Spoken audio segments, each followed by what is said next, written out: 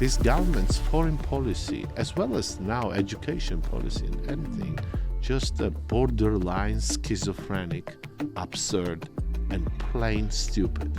From the opposition until now, we've heard these two things about the plans. At the beginning, it was that, well, we don't need any plan.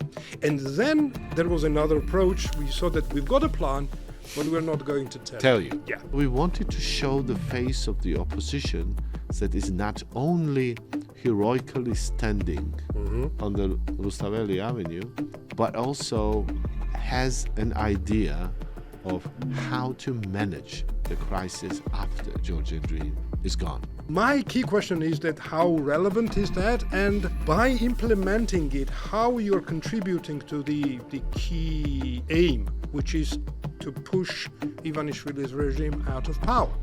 They are pathological liars, and pathological liars cannot be partners even to dictators.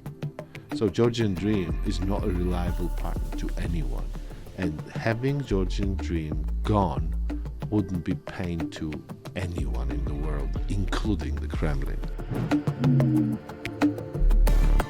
Hello and welcome to Talk Georgia, which is my English language podcast covering Georgian and regional politics. Talk Georgia is brought to you by Droiba Media Group, a trusted source of high-quality news and analysis, and GISAG, a think tank providing comprehensive political analysis of Georgia and wider Black Sea region, also academic and practical training for postgraduate students and mid-career professionals. To dive into the key developments of Georgia's politics, today we're joined by Professor Bakur Kvashilava, who is one of the founding leaders of Freedom Square Party. Bakur was and still is, I believe, Dean of School of Law and Politics at GIPA University. He's US and Georgian educated. He's got doctor's degree from GIPA University in political science and a master's degree from world-famous Yale University in international relations. Bakur served at the various positions at various times. First time when I came across with Bakur, which was in late 90s, he was serving at Georgian President's Office for Foreign Policy Department. He also worked for OSCE mission to Georgia. At one point, he even represented ExxonMobil in Georgia. And the most importantly, Bakur was one of the essential parts of the wider initiative that was democratizing Georgia's political landscape, and that was the second time when we came across with each other, when he was teaching us how to build a party with an internal democracy. Professor Kvashilava, welcome to the show. Please feel free to add anything to this short introduction of mine that you think that our audience need to know about you before we get down to business, which is talking Georgia. Thank you for this kind introduction, George.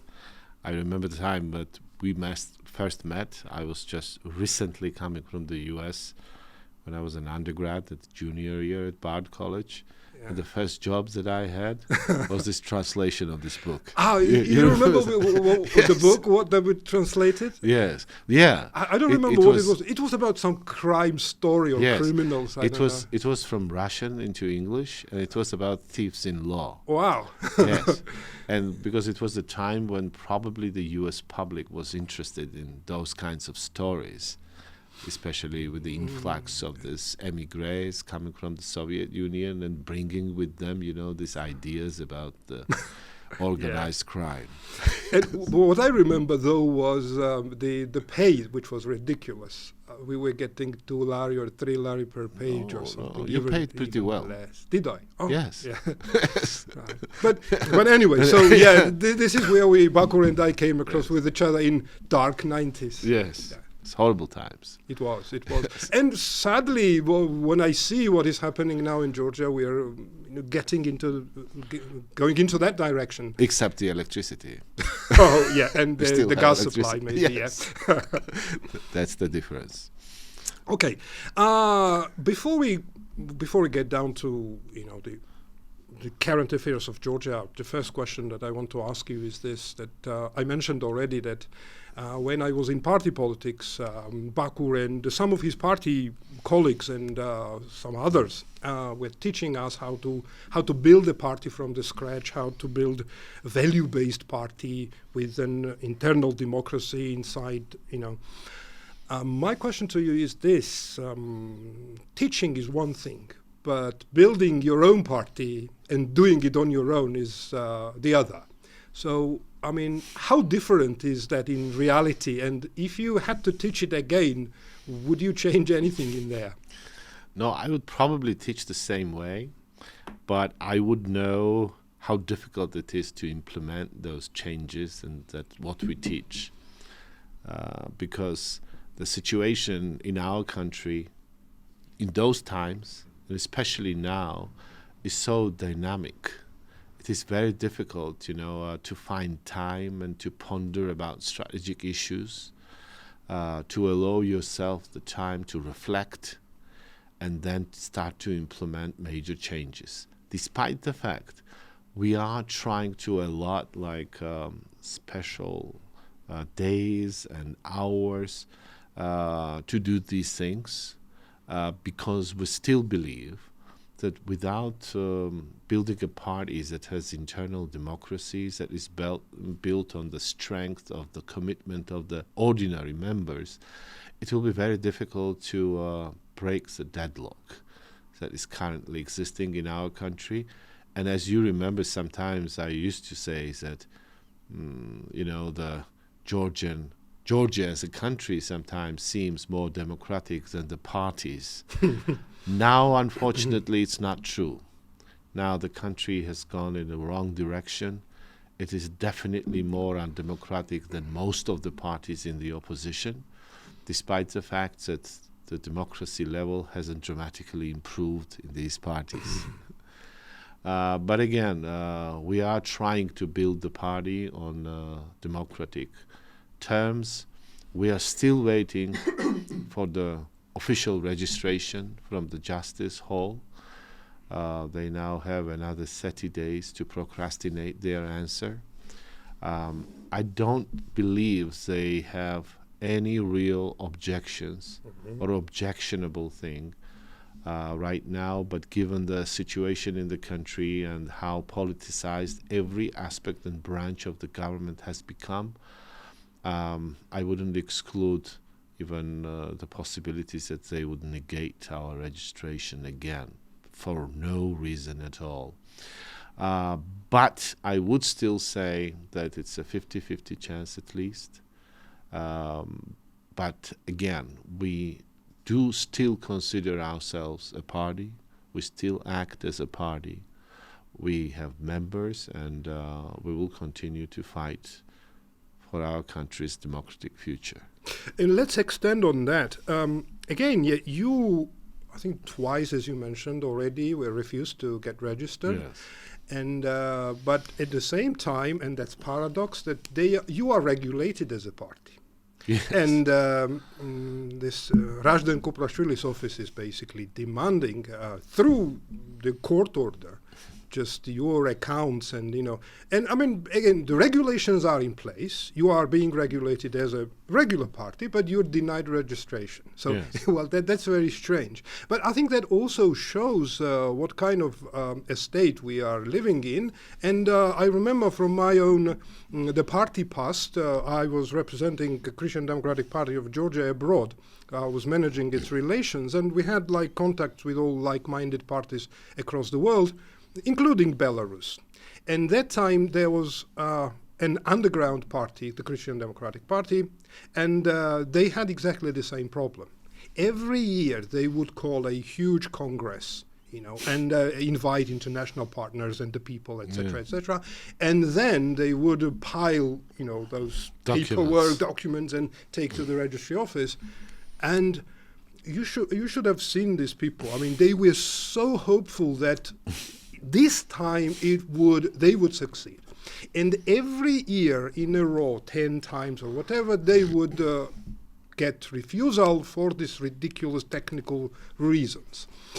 And I mean, again, and that also shows that, well, I hope that in your case it will be a different ending, I hope so.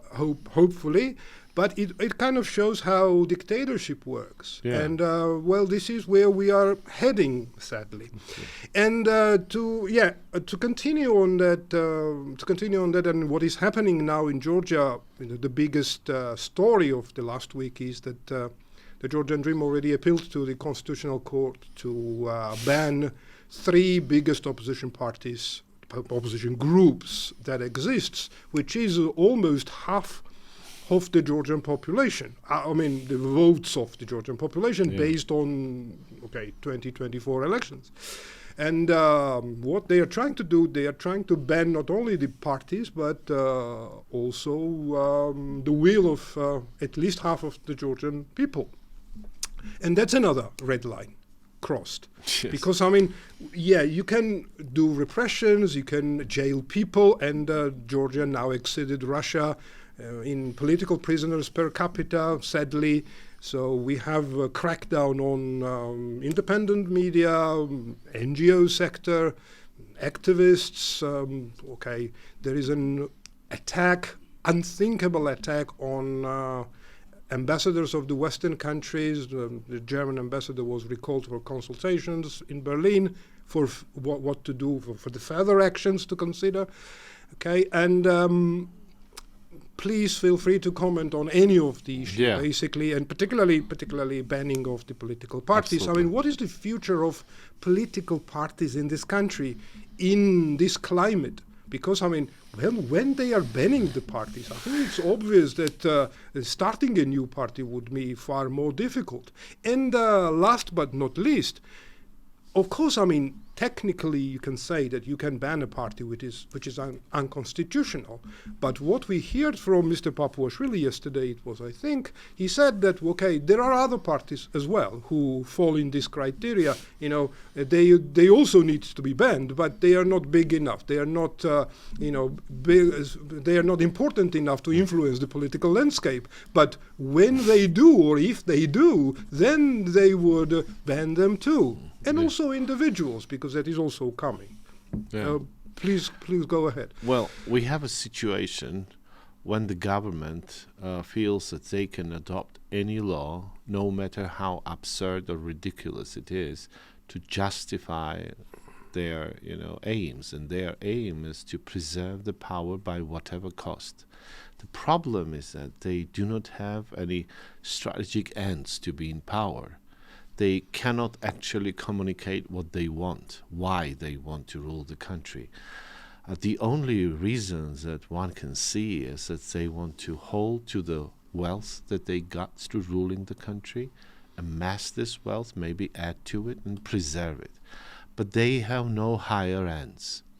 At 2011, when Georgian Dream was in opposition, and they were fighting against the UNM, who was increasingly turning into a dictatorial party and dictatorial rule, at least they had the end of bringing Georgia towards the West. At least that was their declared idea. And they implicitly said that, given the situation, given the Russian threat, it is okay for the moment to disregard some political minorities, to disregard their rights, to bring the country to the West. Like Georgian Dream has no such goal. I don't think they want to bring the country to Russia, to China, or to anything. Their only goal, unfortunately, is to enrich themselves. So this is the basest needs that they have, and it never justifies the means that can be used. For me personally, ends never justify the means. But even in this case, more so. You have mentioned in the beginnings that they are considering us as a political party but not giving us registration. This is typical. This means that we are now burdened with obligations without giving the rights that entails having the political organization. And instead of scrutinizing political party accounts, now they have randomly chosen 12 persons from our party, and they have got, an access to our financial accounts. And who knows, maybe they even asked for the surveillance. and they probably didn't communicate it with us. That is also a possibility. More than that, the social democratic movement, which exists and which never declared its political intentions, their 12 leaders, as they have seen it as leaders, are also in the same position as we are. As for the banning of the parties, I'll tell you an interesting story. About 3 weeks ago, when this idea was first sounded by the government, and there was some talk about it, we had a briefing, we had a meeting about our proposed bill about the lustration law.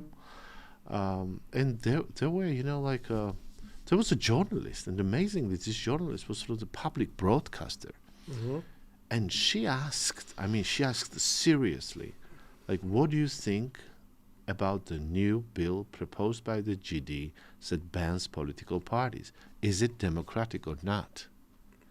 And I said, do you even ask that seriously? And she was like, of course we do. Of course we do, because we are journalists and we want to know. And I said, you can't be serious. Ridiculous. You can't be serious that GD asked for banning of 10 political parties, and you are asking me in full seriousness if this is undemocratic or no. And she was still insisting. She thought that I was evading the answer. She said, just tell us if it is or not. And I said, of course it is. A 12th grader in the high school should know that banning political parties for no reason is definitely undemocratic. So Absolutely. there is no discussion about that. It just shows how far they have gone and how desperate they are and how they have given up hope of being a member of a civilized world. And they believe that it's a world of the dictatorships that is coming up because of maybe China, because of the inspirations they get from other efficient dictatorial states. But then again, their calculations are wrong, because for China, Georgia was only interesting in such a way as Georgia was a window to Europe. In the upcoming trade war between US and China, China hoped that through Georgia and through DCFTA, they would get some of their products to Europe. But now when we are ourselves shutting the door and every window to Europe, China is not interested. That's why our government is not invited in any serious forums that China itself is hosting, as was the matter, just a month ago, right? So there is that on top of that, and it shows that this government's foreign policy, as well as now education policy and anything, just a borderline schizophrenic, absurd, and plain stupid. It just shows how incompetent they are, and it shows how desperate they are, and that they are now willing to take any steps just to please Bidzina Ivanishvili. Even this case with the foreign minister of Finland, right, who is the head of the OSCE. The guy who is a Western-educated PhD in law should know about the Vienna Convention, should know about diplomatic immunity, should know that even criminal prosecution is impossible against a foreign dignitaries that has a diplomatic status. And you find them, and then you publicize it. It's like Taliban leaving the caves for the first time and coming to the world of diplomats and the civilized world and not understanding what is permissible and what is not permissible. Of course, in the past times, foreign ministers and ambassadors sometimes, disappointed the host governments, but they never find them. They would just put them in a persona non grata list or expel them or have some diplomatic note about it, but not finding them.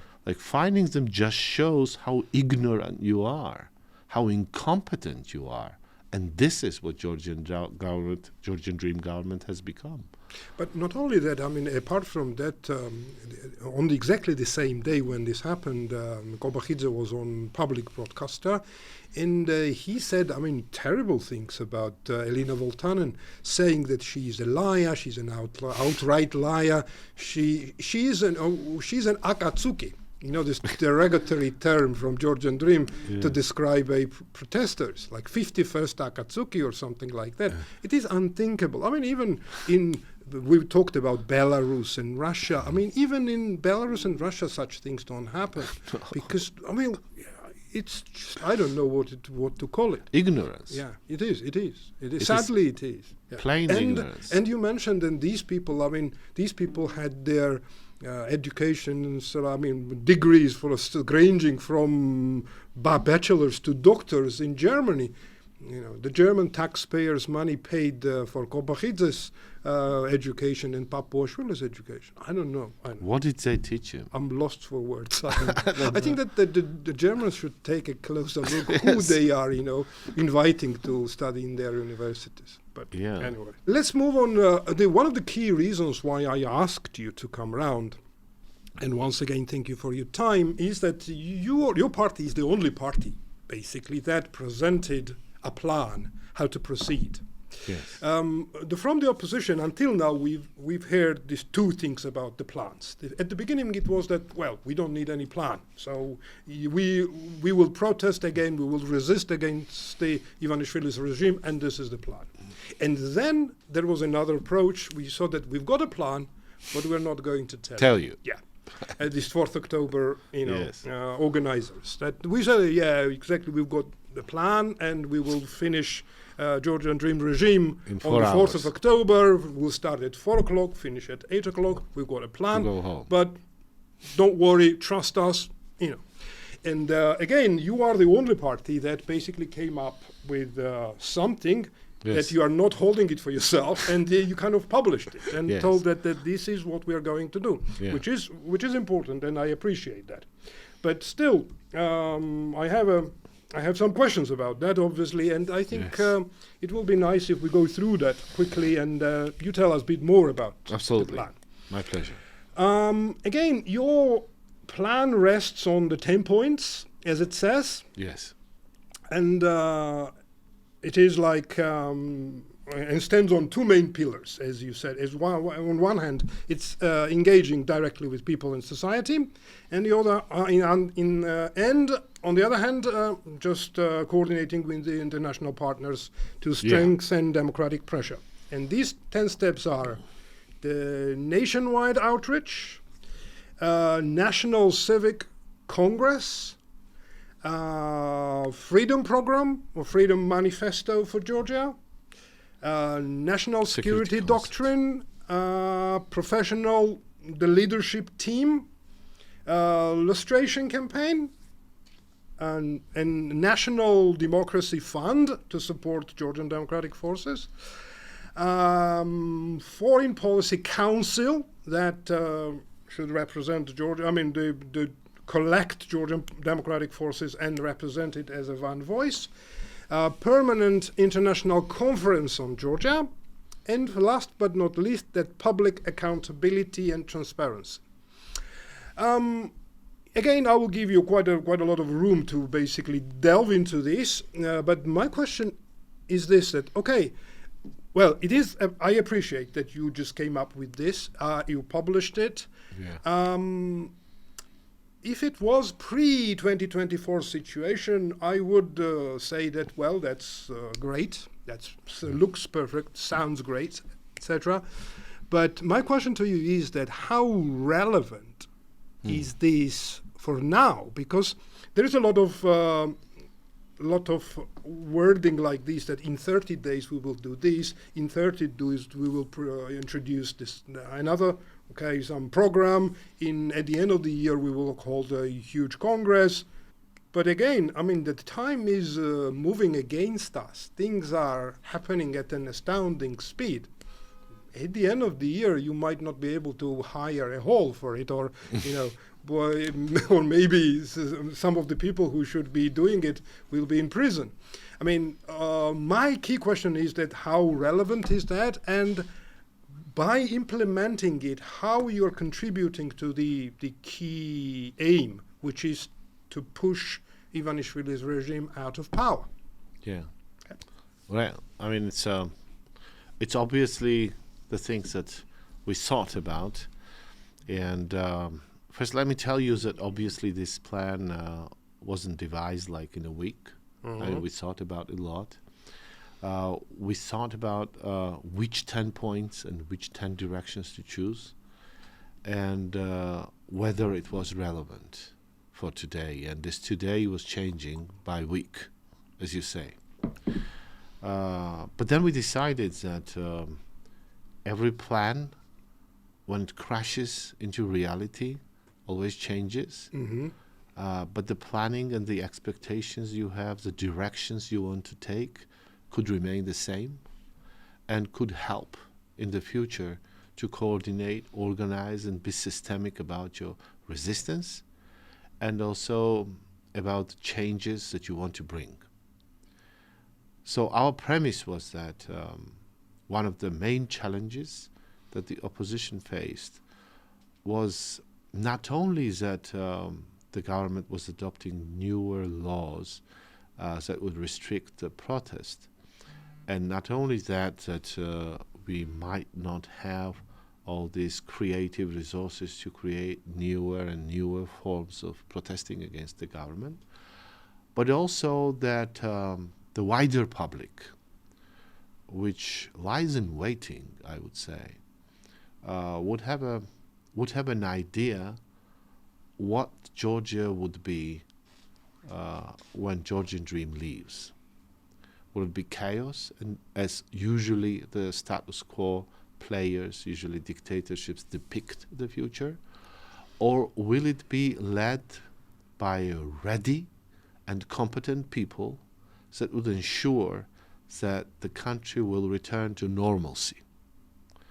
Because what the protest shows, it explains to this wider public that the situation now is not business as usual. Mm-hmm. It is abnormal. The country is heading definitely in the wrong direction. And that's one of the things that the protest should accomplish.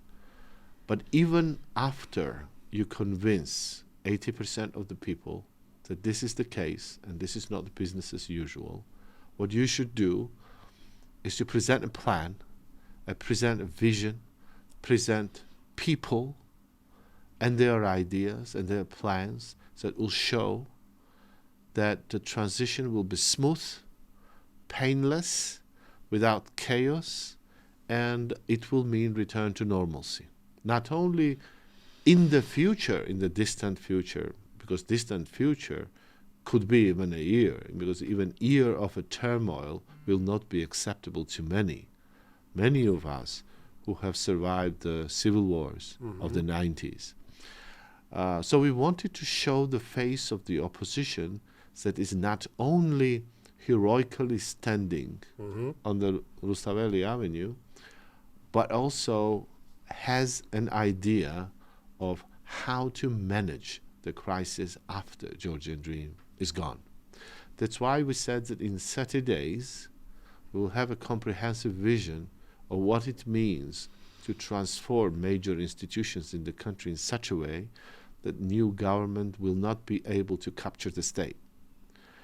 We want to show, by working on the national security concept, that the idea of the so-called peace that Georgian Dream has is wrong, and is wrong doubly because they have been using 2011 national security concept made by the Saakashvili government, whom they criticize and whom they prosecute. And at the same time, they are assuring us that they are keeping the peace, which means non sequitur, right, from these ideas.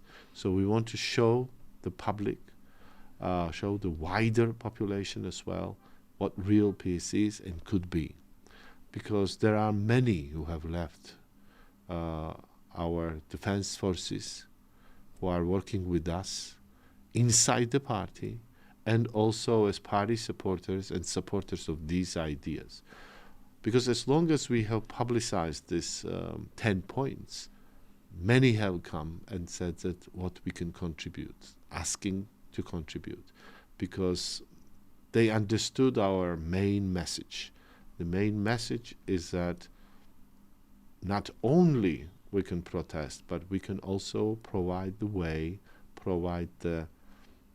how to change the situation and how to continue the country without creating a chaos and anarchy after Georgian Dream leaves. And the main, I would say, a challenge here would be obviously the unsaid fear of many who are still silent, is that if Georgian Dream is pro-Russian, is a Russian government, and if we change it, would Russians come in? Right? It's a major question. So as I said, personally, I do not believe that Bidzina Ivanishvili is beholden to anyone except himself.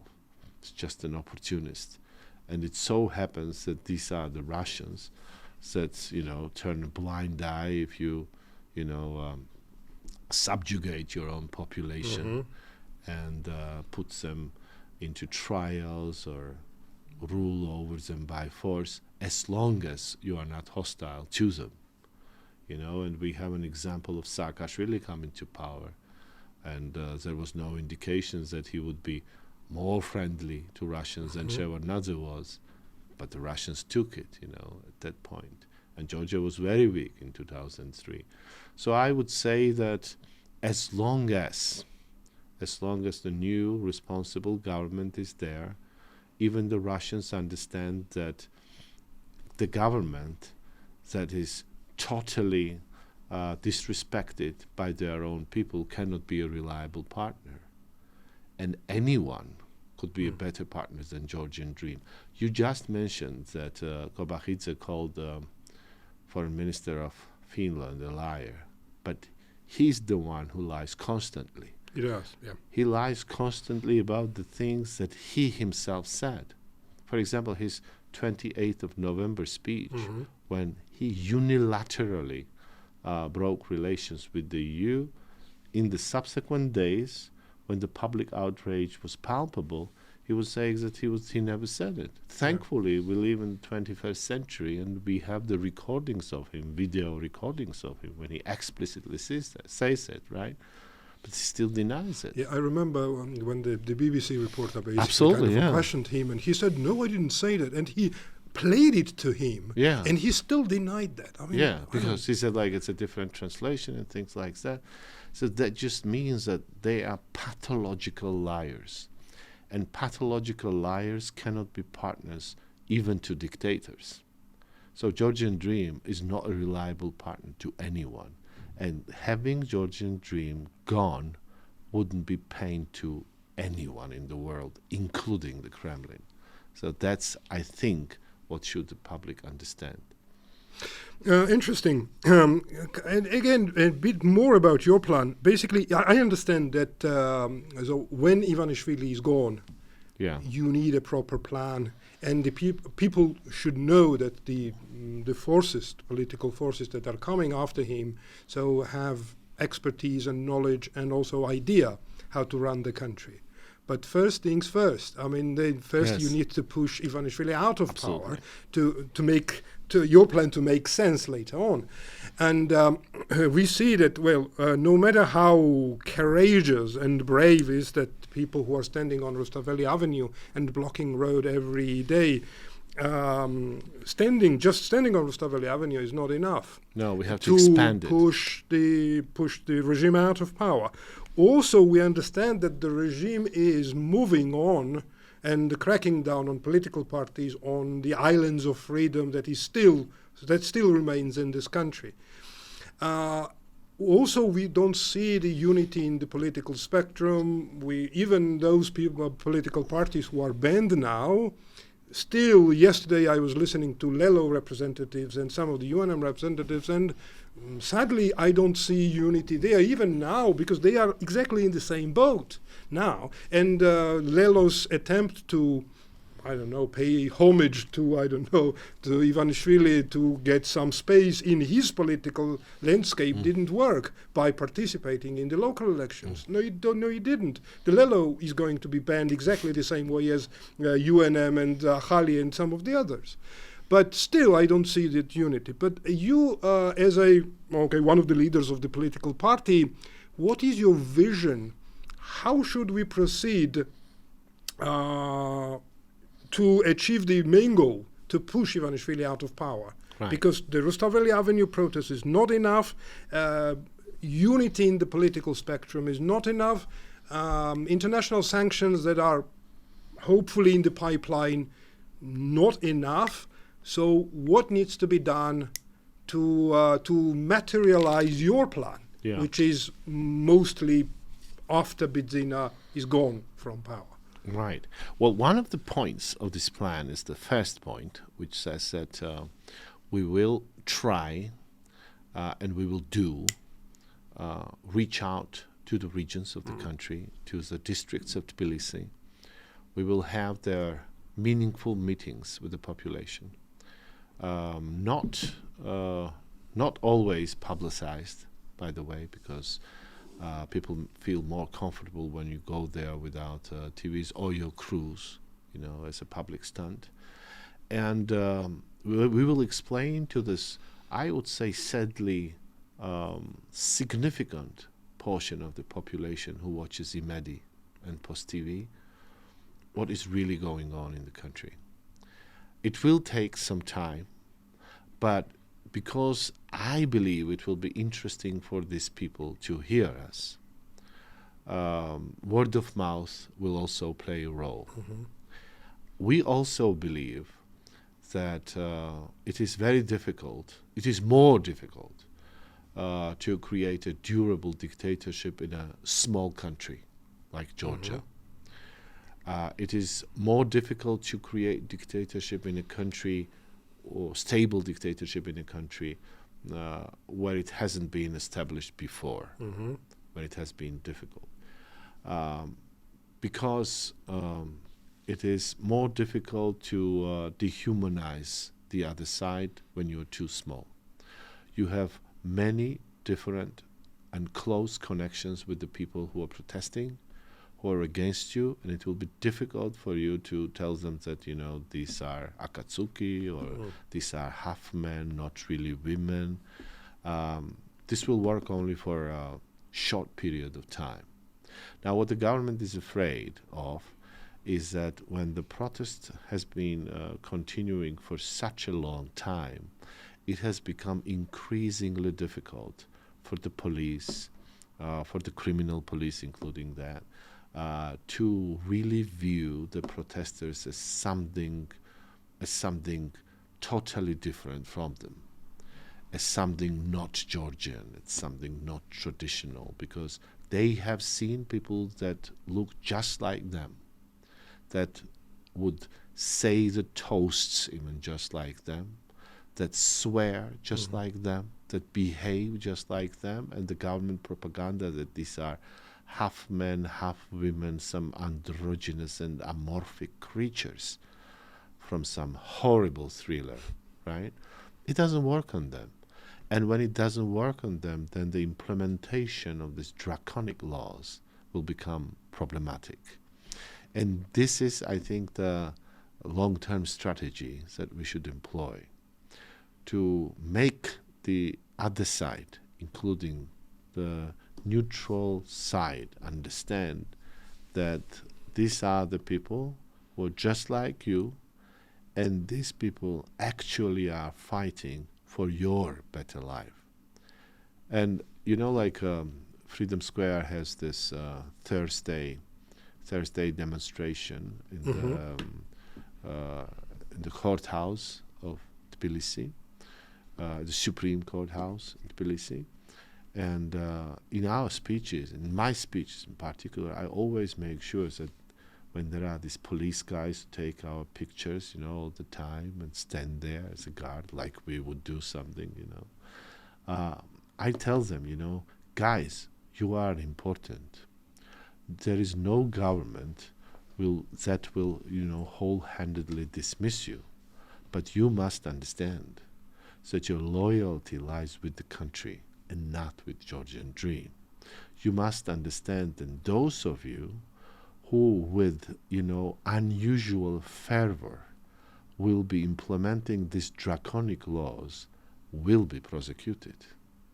So if you must take pictures, or you must take some action, do it reluctantly, because that is serving your country.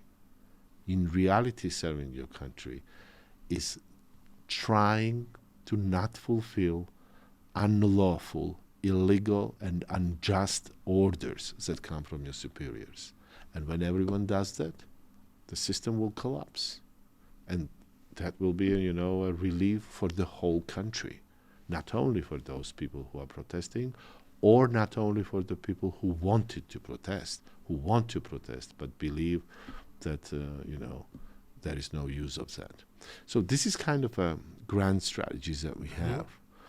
From one point of view, break this informational barrier created by this Turkish TV series and entertainment on Imedi, and on the other hand, directly communicate with people who are implementing these draconic laws, not to be so enthusiastic, not to take people from the boardwalk, to take them into the prison. We understand and we know that these people receive some bonuses, but we also believe that these are all recorded and these unlawful actions will be prosecuted in the future, while 90% of the police will remain the same. And you know what? It is true that some of the police are actually saying that we are not all like that. Not all of them act like that. We just have to do what we have to do. And more of them will think in that way. So I think one of the calculations that this 4th October organizers had, that there would be a kind of turnover en masse of the police force. It didn't happen because it requires more than 4 hours. So that's what we believe. But the general direction to work on this, I think, is right. And that's what we're going to do. Thank you. I can't let you out from here without talking about education reform that Georgian Dream is proposing.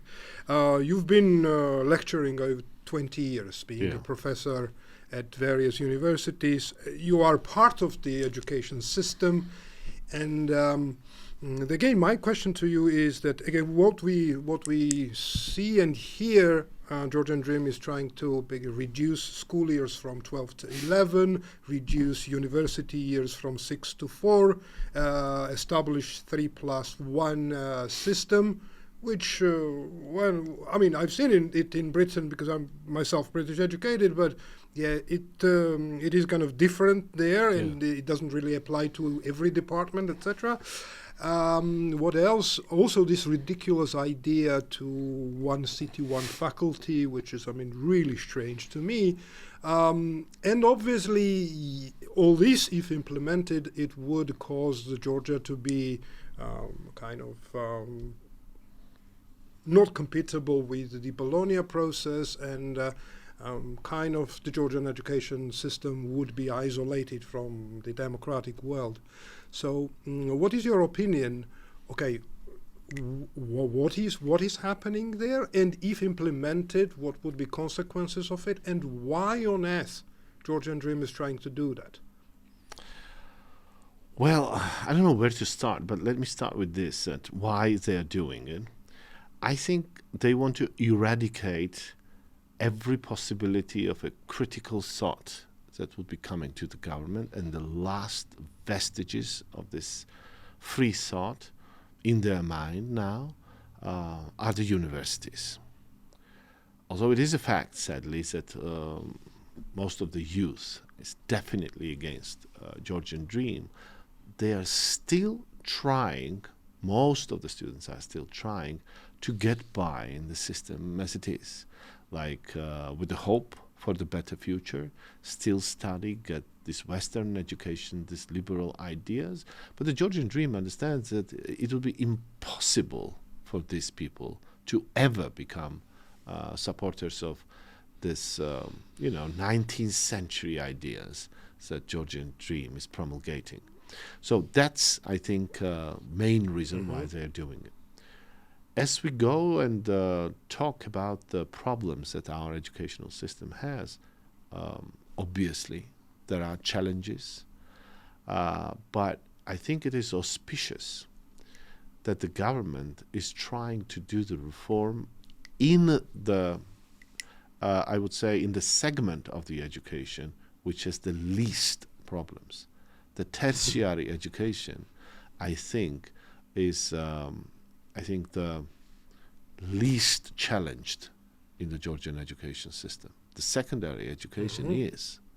But they never touch secondary education because they feel they have the power to influence the opinion of majority of teachers, majority of school principals, and they will ensure the political support coming from the public schools.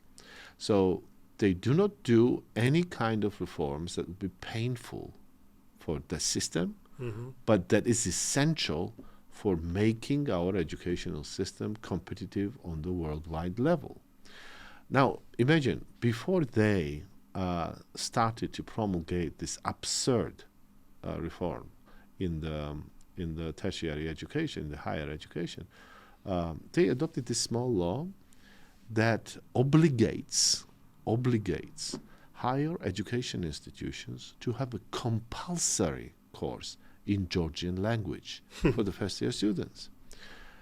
Now, why is that ridiculous? Because we have a Georgian language mandatory exam for the students who want to enter the university. And it gives you a competence in Georgian language. Now, if you're accepting the students that have passed this test as competent in Georgian language and you admit them into the university, and then you are saying that no, so you don't know Georgian language well and you should teach them on the first year, that means that really the school doesn't give them the education in Georgian language and their actual knowledge is lacking. To solve the problem, obviously, would be turned to the secondary education and make sure that the students who graduate know Georgian language well. But what they do? They bring it to the tertiary education. Why? Because tertiary education is more independent than the secondary education schools, and it's the way, to give all the painful things to those who are not fully under your control. As for some of the, I can talk about this education reform for a long time. Let me just point out this 3+1 thing, which puts us at odds with the Bologna process. And why? They said there could be exceptions when 3+1 cannot be used. And explicitly they said, well, it doesn't apply to law. It could apply to medical studies only, right? But 3+1 is not a standard in Bologna process. No. In Bologna process, to receive a master's degree, you should have 300 credits. And 300 credits can be achieved only through 3+2 or 4+1 combination. So what this system does is puts our youth outside the European region, outside their culture, outside the environment that made Georgian youth part of European ideals through the Erasmus program. So I would say tens of millions of dollars that were spent and would have been spent on the Georgian youth now hang in the, with the big question mark. And the government and the prime minister explicitly said that, well, that's the aim. We don't need people going to Europe. We don't need people to study there and to come back, with these wrong ideas, according to them, when we can teach them here. They are also denying the possibility of the international students to come to Georgia. And they're saying that, well, it should be banned in the public universities. I don't understand why. Maybe like there is some esoteric, truths that we teach here that shouldn't be taken outside. I don't know. But if we come, to other explanation would be that they do not want people with a free mindset coming here and showing their counterparts how life is easier, in European countries, because they intend to make life here dark, brutal, and not fun at all, for the youth. And when the youth realizes that, they will be more vocal. So I don't think this reform or this government will hold for many more months. I think the end is near. Very interesting. So obviously we could talk longer, but the time is against us. So is there anything that you want to add to the podcast before we finish it? Yeah, I want to say that we are hopeful that the change will come sooner than later. We know the Georgian Dream is internally weak. We know that this old prosecution against their former leaders is the sign of weakness. We understand that for many rank and file in Georgian Dream, the scandal involving Ivanishvili was something of a betrayal, not only from Ivanishvili's side, but also from Kvashilava's side. Because Georgian Dream has been cultivating among its supporters the idea that it's okay to steal from the state, that it's okay to allow yourself some perks of being in power. And many of their supporters lived in hopes that someday they would be ruling a district or some department and enriching themselves by being loyal to Georgian Dream. And now they have, an example when such a loyal person, was put to shame, and their wealth or part of their wealth was taken, and he was demoted. And that sends a very, very controversial signal to Georgian Dream supporters, most of them opportunists, that being a supporter of Georgian Dream doesn't really pay, especially at this time when being a Georgian Dream supporter is not cool at all. I would say it's pretty much shame, in many parts of the society to be a Georgian Dream supporter. And now they're saying probably to themselves, for what?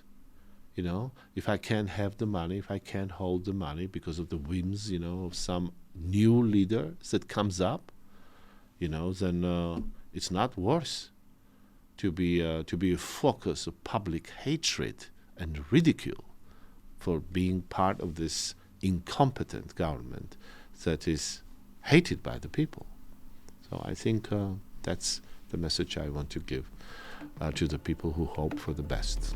Thank you, Professor Kvashilava, for being with me, and thanks for watching us, for listening to us.